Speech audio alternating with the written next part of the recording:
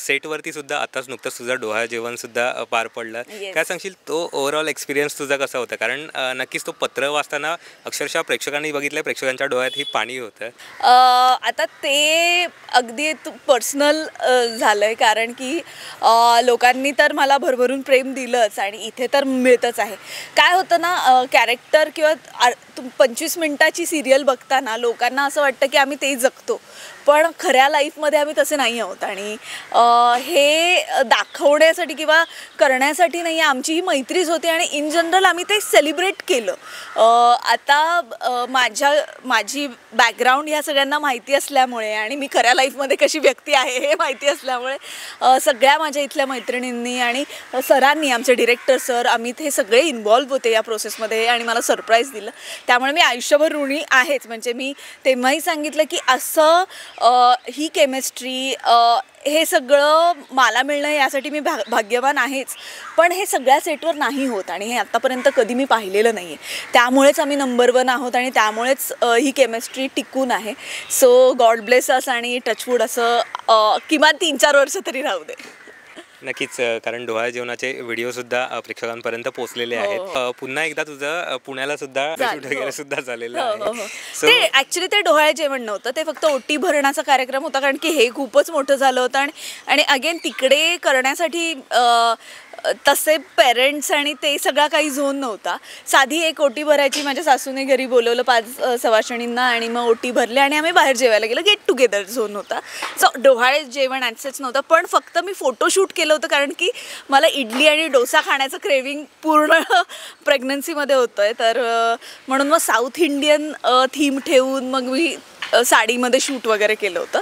That's it. असं ते special होतं. असं डोहाळे जेवण मोनिका, तू थोड्या काळासाठी तुझं यूट्यूब चॅनल सुद्धा तू बंद ठेवला होतास. इव्हन त्याचा रिझन सुद्धा नव्हता दिलास की नक्की का बंद ठेवला होतास. हेच कारण होतं, दुसरं काही नाही. की पहिले 3 महिने मला कसलाच वास सहन होत नव्हता, म्हणजे फोडणी वगैरे काहीच मी किंवा मला खूप त्रास झाला प्रेग्नन्सीचे पहिले 3-4 महिने, जे मला वाटलं नव्हतं इतकं अनबेरेबल असेल. त्यामुळे मी काहीच काम करू शकत नव्हते, मी फक्त शूटिंगच करू शकत होते आणि तेच माझं काय म्हणतात उदरनिर्वाह ज्याच्यातून आहे, ब्रेड बटर किंवा ज्याच्यातून मी माझे घराचे हप्ते भरू शकते, स्वतःला मेंटेन, ते करणं मला भाग आहे. त्यामुळे मी सिरियलवरच कॉन्सन्ट्रेट करत होते.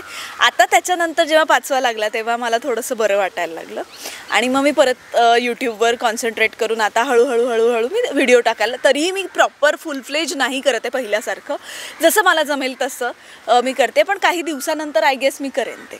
तरी तुला असं वाटतंय का की तुझ्यामधला दुवा किंवा कनेक्टिव्हिटी अशी तुटली ज्या मधल्या गॅपमध्ये तू? अजिबात नाही. तुला सांगू का, तू आत्ताही माझं चॅनल बघशील ना, तेवढाच रिस्पॉन्स आहे किंवा त्याच्यापेक्षा जास्त रिस्पॉन्स आहे, कारण की लोकांना क्युरिओसिटी आहे की मी खऱ्या लाईफमध्ये कसं डील करते आणि मग सेटवर कसं आहे. निम्म्या लोकांना, इतक्या लोकांचे मला रिस्पॉन्सेस येत आहेत किंवा कमेंट्स येत आहेत की प्लीज तू काही झालं तरी सिरियल सोडू नको. तर ऑफकोर्स मी सांगते स्पष्टपणे, मी आता आपण इंटरव्ह्यू थ्रू मी हे सांगते की मी सिरियल नाही सोडणार आहे. मी फक्त थोड्या 1-2 महिन्याची गॅप घेऊन मी परत कामावर येणार आहे. अजिबात या कॅरेक्टरमध्ये तुम्ही दुसरं कोणाला बघणार नाही, ही माझी गॅरंटी आहे, कारण की मी हे कॅरेक्टर जगवलं आहे 2 वर्ष आणि ते मी कंटिन्यू करण्याची इच्छा आहे. अगेन हे चॅनलवर डिपेंड आहे की त्यांनी मला कसं सस्टेन करतात, पण मला काम करायचं आहे आणि मी परत लवकरच, म्हणजे मी फेब्रुवारीपर्यंत पूर्ण करणार आहे आणि मग मार्चमध्ये सुट्टी घेऊन मग मी एप्रिल-मेमध्ये परत जॉईन होईन. पावसाळ्याच्या आत मी लवकर येईल सेट. नक्कीच. अस्मिता म्हणून फक्त तुलाच बघायचं प्रेक्षकांना, हे ठरलेलंच आहे. कारण हे मला खूप मेसेजेस येतात किंवा खूप कॉमेंट्स येतात, आम्हाला दुसरं कोणाला नाही बघायचं, तर मला इतकं त्याचं पावती आहे ही माझ्यासाठी, त्यामुळे ये. नक्कीच. तुझी आनंदाची बातमी जेव्हा तू दिली सोशल मीडियावरती, बऱ्यापैकी आनंदाची बातमी पसरली होती, तुझ्यापर्यंत ते रिस्पॉन्स येतच असेल, सगळ्यांनाच आनंद झाला होता. पण मोनिका, काय सांगशील की जर आई आज असली असती, तिला किती आनंद झाला असता? आता माझ्या आईला जाऊन ना 20 वर्ष झाली आहेत, त्यामुळे मला ना फार आठवत नाही तिच्याबद्दल.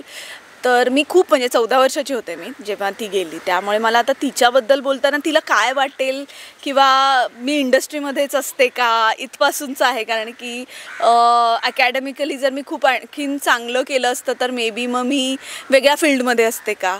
तर मला माहीत नाही की काय केलं असतं, किंवा आत्ता माझी 30मधली प्रेग्नन्सी आहे, तर जर ती असती तर माझी 20मधली असती, मग तेव्हा कसं सेलिब्रेट केलं असतं, हे सगळं असं झालं असतं तसं झालं असतं. त्यामुळे मी ना त्या गोष्टींचा आता विचार करत नाही, कारण की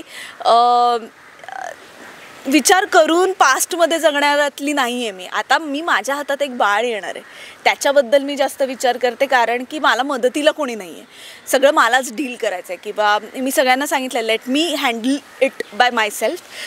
मी कुणाचीच मदत घेणार नाही या सगळ्या प्रेग्नन्सीच्या जर्नीमध्ये.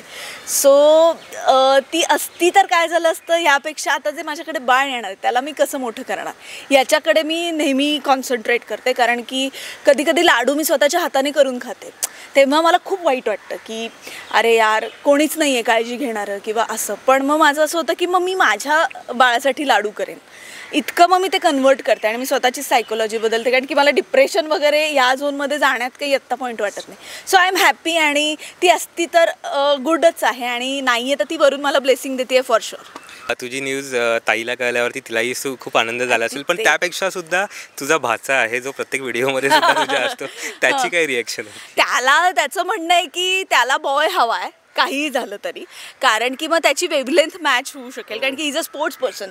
माझा भाचा अगस्त्य, तर त्याला असं आहे की तो स्विमर आहे, आणि मग आम्ही कशी कॉम्पिटिशन करू शकतो, किंवा मग मी माझे टॉईज कसे शेअर करेन. मुलगी झाली तर मग मी कसं बोलू तिच्याशी, मी काय बोलणार तिच्याशी. तर त्याचं जेंडर ठरलेलं आहे की मुलगाच हवा आहे. पण आता मुलगी झाली तर मग मुलगी झाली तर मला असं वाटतं हिल बी ओव्हर प्रोटेक्टिव्ह. तर तेच त्याला नको आहे की ना मुलींसाठी मग मला खूप काळजी घ्यायला लागणार. But he is excited. मी आत्ता गेलेलं तर त्याचं असेल, पाहू ना बेबी बम कसा दिसतोय, पाहू ना. तर माझं झालं की थांब दाखवते, म्हणजे मी घरी पाऊल ठेवण्याच्या आधी त्याचं झालं कसं दिसतं, काय असतं, कसं हलतंय बाळ, थांब दाखवणार. मग मी त्याला सगळं दाखवलं. ही वॉज व्हेरी एक्सायटेड, आणि ही इज ऑल्सो क्युरियस की कशी ही जर्नी असणार आहे, कारण की त्याच्या आईलाच फोन करून मी त्रास देत असते सारखा, त्यामुळे त्याला माहीतच असतं काय घडतं. So he is also excited. My father is excited. बहीण पण आहे, सगळेच आहेत माझ्या आजूबाजूला जे आत्ता पुण्यात आहेत ते माझ्यासाठी फारच प्रे पण करतायत आणि ब्लेसिंग्स पण दिलेत त्यांनी. नक्कीच तू अशीच आनंदी राहा, सुखी राहा, आणि लवकरच गोड बातमी आम्हाला सुद्धा दे. अरे नक्की. Thank you so much.